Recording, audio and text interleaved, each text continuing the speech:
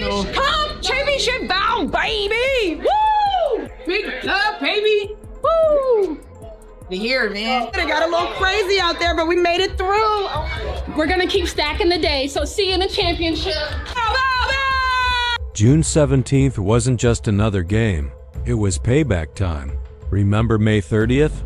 When Jacy, Sheldon, and the Connecticut Sun left Sophie Cunningham and Sydney Colson injured on the floor after some dirty plays went unpunished? Well, the Indiana Fever remembered everything. So when Sheldon poked Clark in the eye during this rematch, something snapped. What happened next proved exactly why you don't mess with Clark's teammates, because Sophie Cunningham was about to deliver the most satisfying flagrant foul you've ever seen. If you support the Fever, drop a CC and Spicy Sophie in the comments. Let's go. Chippy the last time these two teams faced off too. Sophie Cunningham suffered her ankle injury in that game, but in addition to that, she actually had part of her front tooth knocked out. She made contact with Jacy Sheldon as Clark knocks down the triple. But what people don't talk about enough is how hard you have to work to be able to be that good. All the hours that she's spent perfecting her craft. Retreating, firing, and hitting. So she can do that. On Indiana arguing the call. I mean, step back, you're late. She almost looks you in the eye. Picture this, May 30th, Indiana Fever v. Connecticut Sun. What started as a routine matchup quickly spiraled into a nightmare for the Fever. The opening moments felt standard. Two WNBA teams battling for playoff position, but it didn't take long for the tone to shift. The Sun brought a level of physicality that didn't just toe the line, it bulldozed right over it. From the opening tip, you could feel the tension. And it only got worse from there. Can we talk about the physicality for a second? Two players on the Indiana Fever got injured last night by the same player on the Connecticut Sun, and that was Jacy Sheldon. And I tweeted about it. She was playing so reckless. I'm fine with players playing aggressive, but there is a thin line between playing aggressive and playing reckless.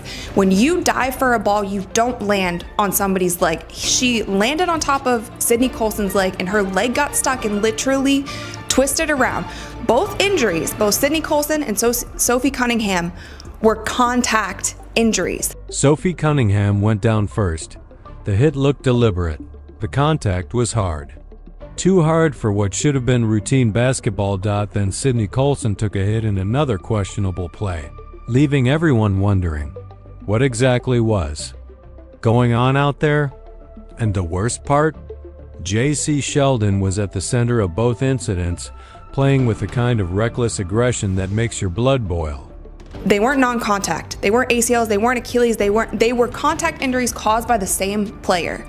And this kind of physicality that the WNBA they brag about. They say it's always been a physical league. That's just the heart of the It's not good basketball. And we've seen so many injuries. Paige Becker's out with a concussion. Rickea Jackson was out with a concussion. All of these injuries are contact plays. We've seen Clark last year get chucked to the ground. We saw Angel Reese get clothesline chucked to the ground.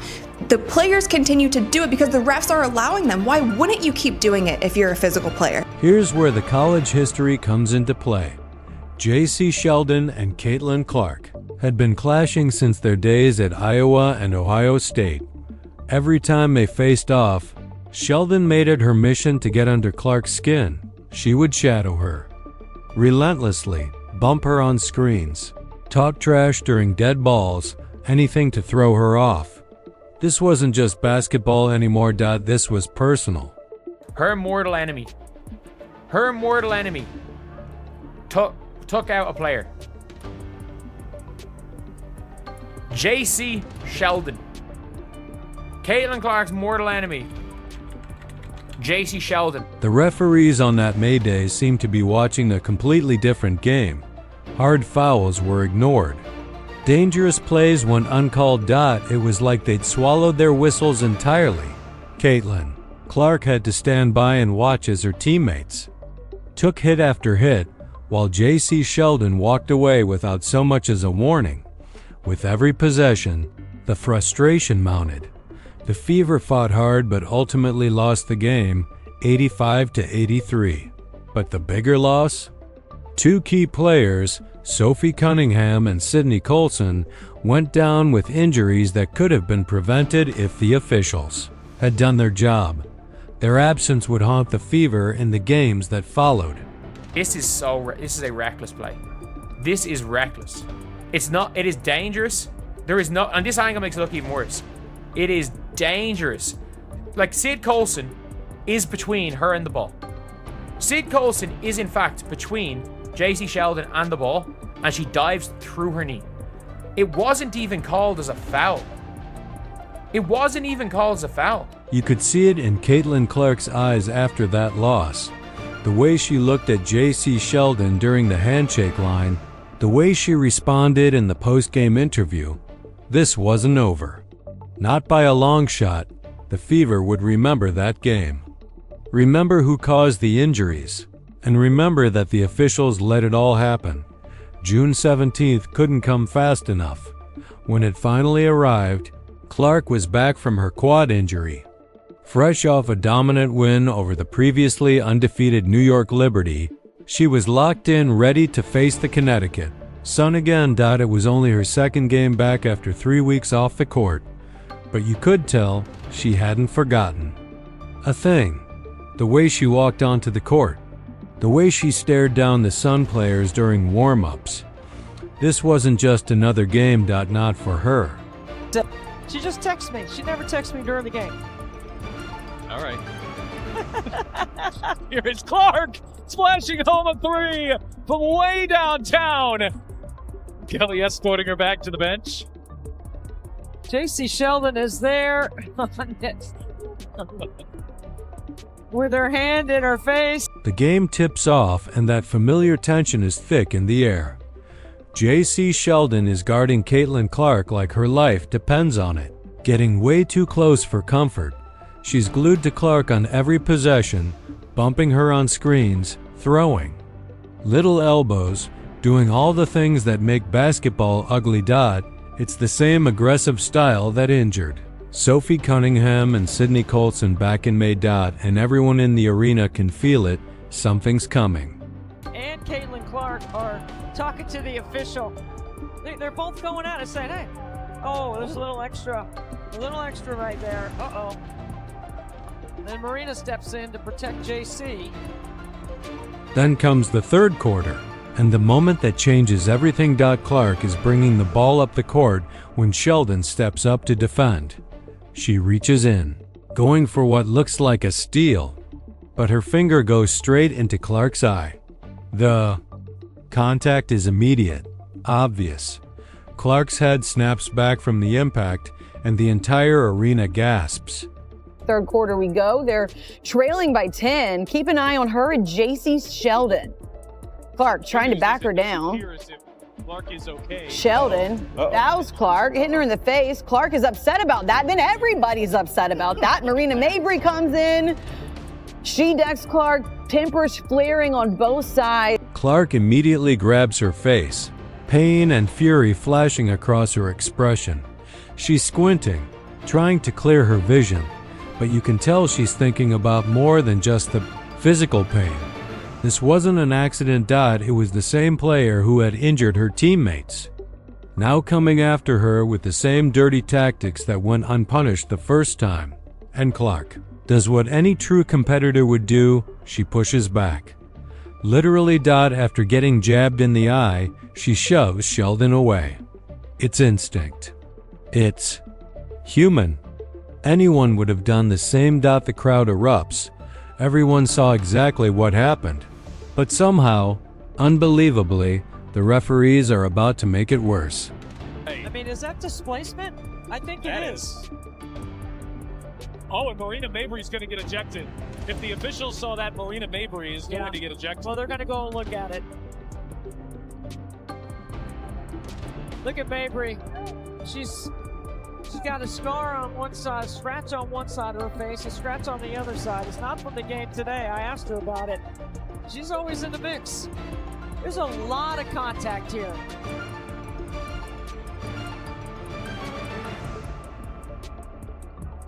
There's a scrape across the face.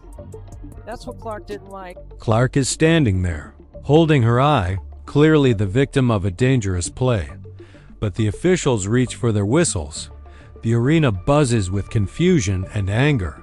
Fans are pointing at the replay boards where the eye poke is obvious. It's all right there in slow motion, but the refs have made up their minds. They hit Clark with a technical foul for pushing back after getting poked in the eye. A technical. For defending herself. The decision makes no sense to anyone watching. Clark had just dropped 32 points in her first game back from injury, and now she's being punished for reacting to a blatantly dangerous play committed by the same player, who injured her teammates just weeks earlier. The message? Loud and clear. You can go after Caitlin Clark with dirty plays, and if she dares to respond, she's the one who'll get penalized. But this eye poke? That was just the beginning, because Marina Mabrey was watching it all unfold, and she was about to take things to a whole different level.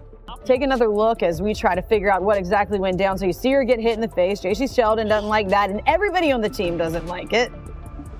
Marina, trying to have her teammates back, pushes her down. You see a little bit of drama all the way around. Tina, Charles, Clark, and Mabrey, they received technical fouls. Sheldon received a flagrant 1 foul. Right after Clark gets hit with that bogus technical foul, Marina Mabrey decides she's had enough. With Clark still reeling from the eye poke, trying to recover her vision, Mabrey steps in and does something that stuns everyone in the arena. She takes matters into her own hands, in the worst way possible. That's what Clark didn't like. And Mabrey came in with a bump. And Mabrey's day is almost assuredly going to be done. But both. This wasn't basketball contact. This was straight up assault. Marina Mabrey body checked Caitlin Clark like it was hockey, not basketball, sending her crashing backward to the floor. The hit was blatant, brutal, and so unnecessary that even casual fans gasped in disbelief. Clark hit the court hard. Stunned. You could see it in her face, the shock, the disbelief, the realization that another Connecticut Sun player had just taken a cheap shot at her. And then Marina Mabrey comes out of nowhere and chucks her to the floor. Now let's watch this in slow motion. Here, Jacy Sheldon is guarding Caitlin, swipes her in the face. There's one, going for the ball, swipes her in the eyeball. Caitlin's gonna have to start wearing goggles. And then Caitlin pushes her off of her, like, why are you still in my face?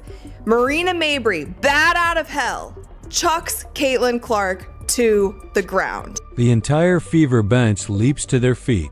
They just watched their star player get assaulted right in front of the referees.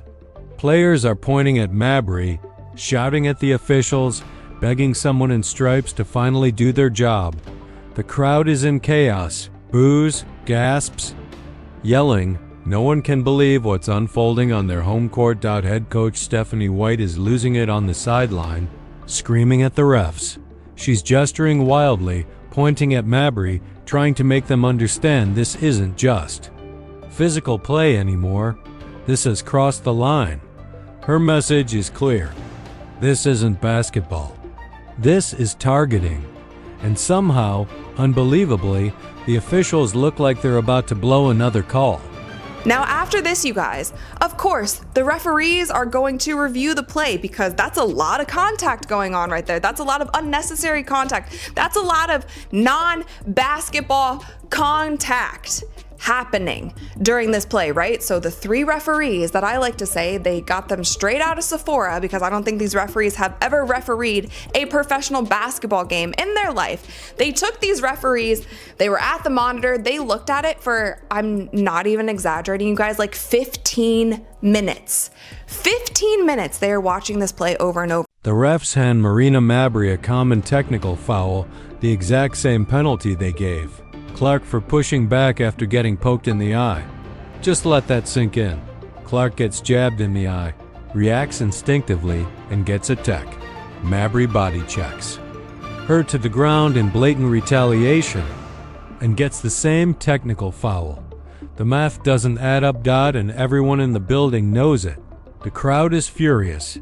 The bench is livid. The message from the officials? Still loud and clear. You can take shots at Caitlin Clark and suffer almost no consequences. Announcers here saying, of course, Marina Mabrey is going to get ejected because that was unwarranted. She literally came out of nowhere and chucked Caitlin Clark. There should be a flagrant one, of course, on Jacy Sheldon because she swiped her and hit her in the eyeball. Whether it is intentional or not, you can still have a flagrant a flagrant foul called on you, whether you are trying to intentionally hurt somebody or not.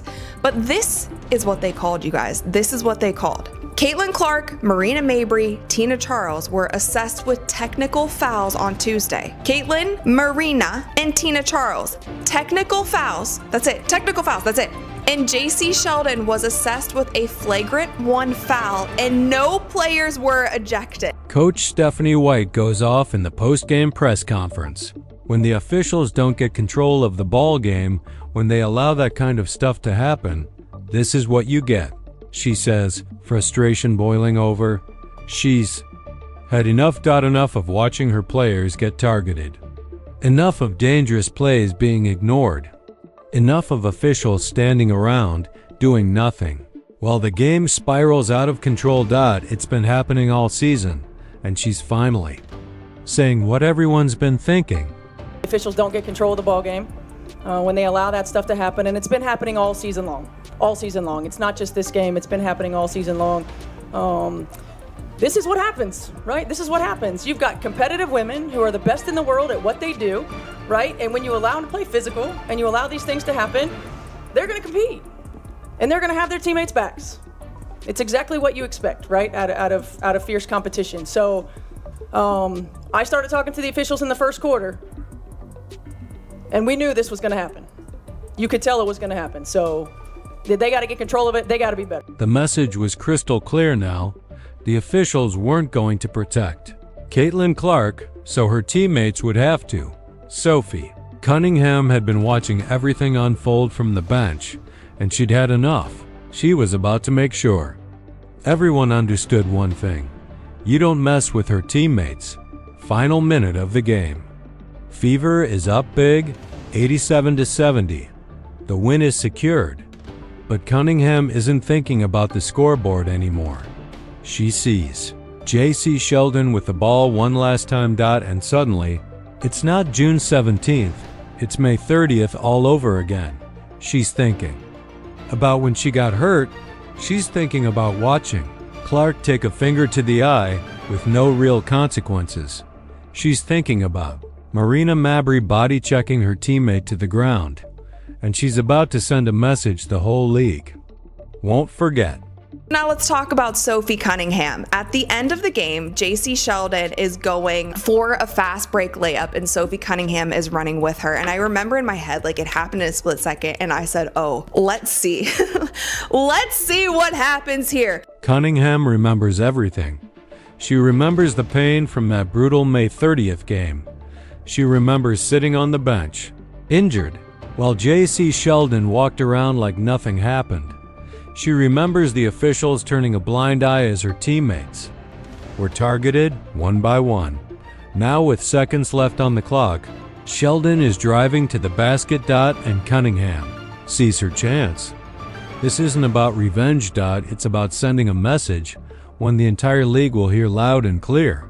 Sophie commits a hard foul on Jacy Sheldon. Again, as Jacy Sheldon is going up for a layup, Sophie bear hugs her and takes her to the ground. What I will say is Sophie did not grab her and throw her to the ground. She didn't body slam her. She didn't do anything, in my personal opinion. Maybe I'm biased here, but I'm gonna give you guys my straight up honest opinion on this. She bear hugged her, took her to the ground. Yes, it was intentional. It was absolutely intentional. Cunningham lines up Sheldon and delivers the most satisfying flagrant foul you'll ever see. She wraps her up hard and pulls her straight to the floor. This wasn't a basketball play. This was payback. This was justice. This was Sophie Cunningham sending a crystal clear message. You don't mess with her teammates. The officials hit Cunningham with a flagrant 2 automatic ejection. Jacy, Sheldon, and Lindsay. Allen are also tossed for their roles in the ensuing scuffle. 3 players ejected. But the damage? Already done. Justice was finally served right there on that court. Was to me payback for what was happening the entire game. But she did it in a way that she wasn't going to injure Jacy. She was just making it known, like, if the refs aren't going to handle it, I will handle it. We'll take care of it, but this is not what you're going to do when you come into our house. It was an intentional foul. It was a hard foul. She brought her down.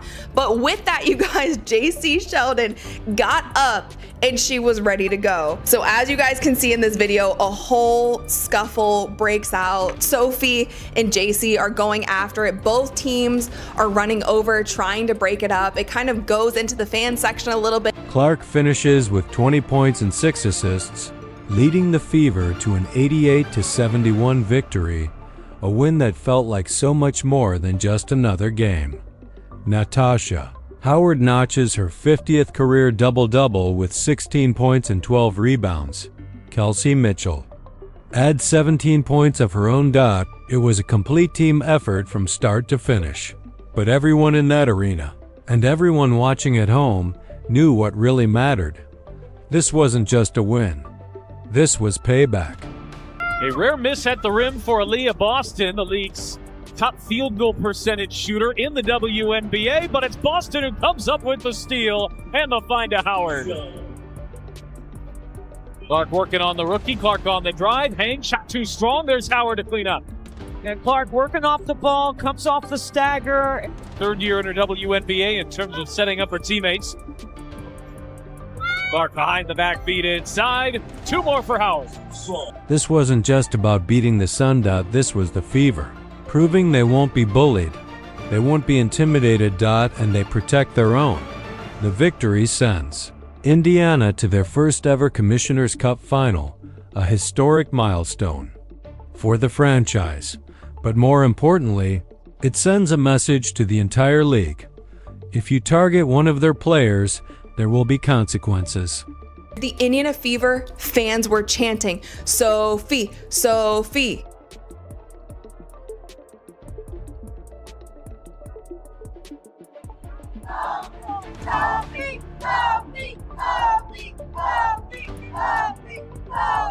Sophie's jersey is gonna sell out tonight. She's gonna be in the All-Star game tonight just from this one play because she was standing on business. It wasn't a dirty play. It was an intentional foul and it was meant to send a message. It turned into a scuffle and I don't think anybody wanted that. The Fever got their revenge after that brutal May 30th loss.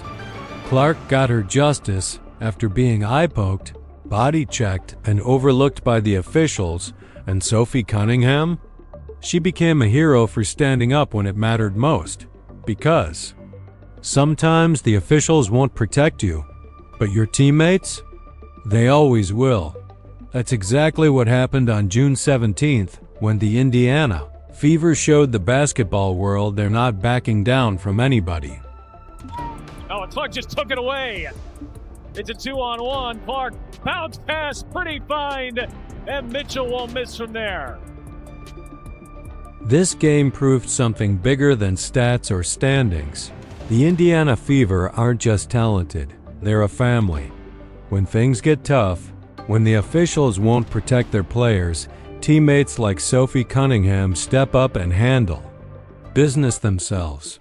That's what real loyalty looks like in professional sports. Now, the Commissioner's Cup final awaits, July 1st against the Minnesota Lynx. And after seeing how this team handles adversity and stands up for one another, 2025 is looking brighter than ever for Fever fans. So remember this moment the next time someone tells you loyalty doesn't matter in pro sports, because Sophie Cunningham just proved them wrong. If you ride with the Fever, drop ACC and spicy. Sophie in the comments. Like, subscribe, and turn on all notifications so you never miss a moment. Click the video on the screen, and we'll see you in the next one.